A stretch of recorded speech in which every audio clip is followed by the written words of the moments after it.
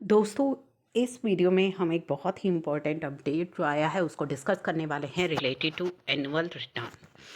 तो यहाँ पे इस नोटिफिकेशन के अंदर बताया गया है जो लास्ट डेट थी for filing of annual return for financial year 17, 18, 18, 19 and 19, 20 की वो क्या थी।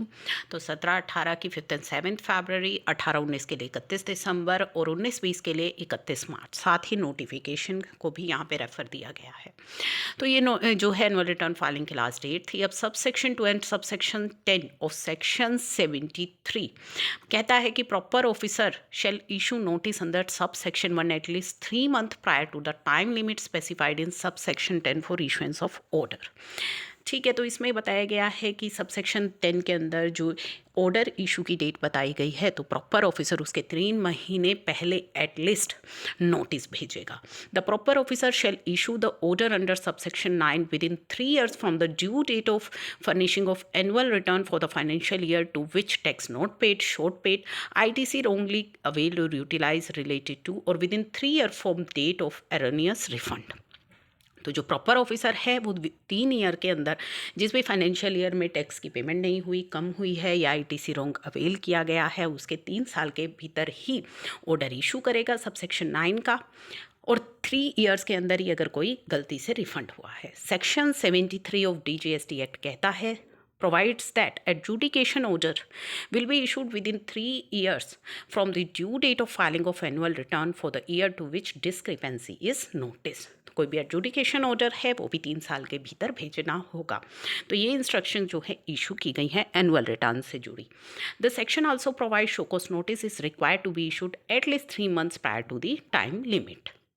तो जो नोटिस है शोकॉस नोटिस वो 3 months प्रायर भेजना होगा। तो वो तो थी सेक्शन 73 के बाद। अब सेक्शन 74 पे आ जाइए। एज पर सब सेक्शन 2 एंड सब सेक्शन 10 जो प्रॉपर ऑफिसर है वो सेक्शन 74 का नोटिस इशू करेगा at least 6 month prior to the time limit which is specified in sub section 10 for issuance of order. यानी कि ऑर्डर इशू के लिए जो डेट है उसके 6 months प्रायर सेक्शन 74 का नोटिस जाएगा। इसी तरह जो प्रॉपर ऑफिसर है वो ऑर्डर इशू करेगा within 5 years from the date of furnishing of annual return. Section 74 का जो ऑर्डर है वो 5 साल के भीतर करना होगा। जिस भी फाइनेंशियल ईयर से रिलेटेड करना है, जिस फाइनेंशियल ईयर में टैक्स की पेमेंट नहीं हुई, शॉर्ट पेड हुई या ITC रॉन्गली अवेल हुआ है, उसके 5 साल के भीतर उसे करना होगा और within 5 year from date of अगर गलती से कोई रिफंड चला गया है।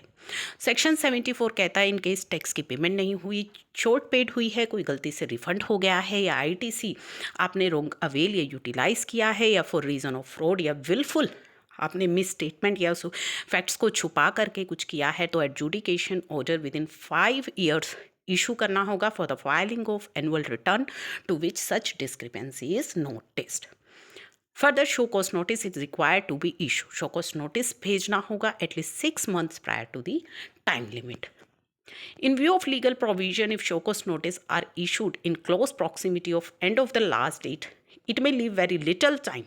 अगर बिल्कुल लास्ट डेट पर शो कॉज नोटिस होगा तो बहुत ही कम समय बचेगा with the authority to pass order within the stipulated time जो कि मेंशन किया गया है सेक्शन 10 के अंदर। In view of the above position, all ward in charge are encouraged to issue show cause notice in all such case above it is deemed necessary। तो ये सभी इंस्ट्रक्शंस जो हैं दे दी गई हैं, इन इंस्ट्रक्शंस को फॉलो करना होगा।